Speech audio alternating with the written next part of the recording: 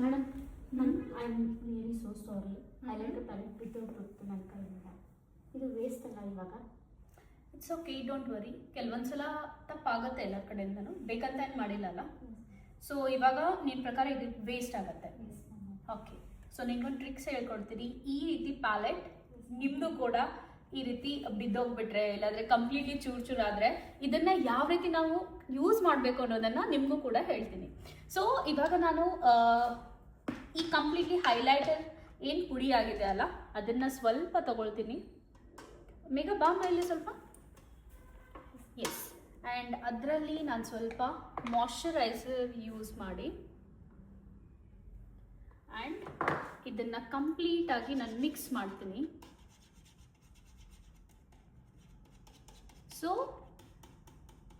ಇದು ಬಿದ್ದಿದೆ ಅಂತ ಹೇಳಿ ನಮ್ಮ ಮೇಘ ಅವರು ತುಂಬಾ ಫೀಲಾಗಿ ಬಂದಿದ್ರು. ಇಟ್ಸ್ ಓಕೆ, ಕೆಲವೊಂದ್ಸಲ ಎಲ್ಲರ ಕಡೆನೂ ಆಗತ್ತೆ. ಸೊ ಇವಾಗ ಬೆಸ್ಟ್ ಯೂಸೇಜ್ ನಾನು ಏನು ಮಾಡ್ತೀನಿ ಅಂತಂದರೆ ಇದನ್ನು ನಮ್ಮ ಬಾಡಿಗೆ ಆಫ್ಟರ್ ಮೇಕಪ್ ನಮ್ಮ ಬಾಡಿ ಕಂಪ್ಲೀಟ್ಲಿ ಇದನ್ನು ಶೈನ್ ಆಗುತ್ತೆ. ಸೊ ನೀವು ನೋಡ್ಬೋದು ಕಂಪ್ಲೀಟ್ಲಿ ಗ್ಲಾಸಿ ಫಿನಿಶಿಂಗ್. ಸೊ ಈ ಪ್ರಾಡಕ್ಟನ್ನು ನೀವು completely like neck side, body, hands, leg ಕೂಡ ನೀವು ಹಚ್ಬೋದು. ಮೇಕಪ್ ಜೊತೆಗೂ ಕೂಡ ನಿಮ್ಮ ಈ ಪಾರ್ಟ್ ಕೂಡ ತುಂಬಾ ಚೆನ್ನಾಗಿ ಶೈನ್ ಆಗುತ್ತೆ. ಸೊ ನನಗೇನು ಫೀಲ್ ಇಲ್ಲ ಅವರು ಕೈ ಜಾರಿ ಬಿದ್ದುಬಿಡ್ತು. ಇಟ್ಸ್ ಓಕೆ, ಬಟ್ ಆ ಪ್ರಾಡಕ್ಟ್ ವೇಸ್ಟ್ ಆಗಲ್ದೇ ನಾನು ಪ್ರಾಡಕ್ಟನ್ನು ಈ ರೀತಿ ಯೂಸ್ ಮಾಡಿ ನಿಮಗೂ ಕೂಡ ಈ ಶೇರನ್ನು ಮಾಡ್ತಾ ಇದ್ದೀನಿ. ನೋಡೋಣ.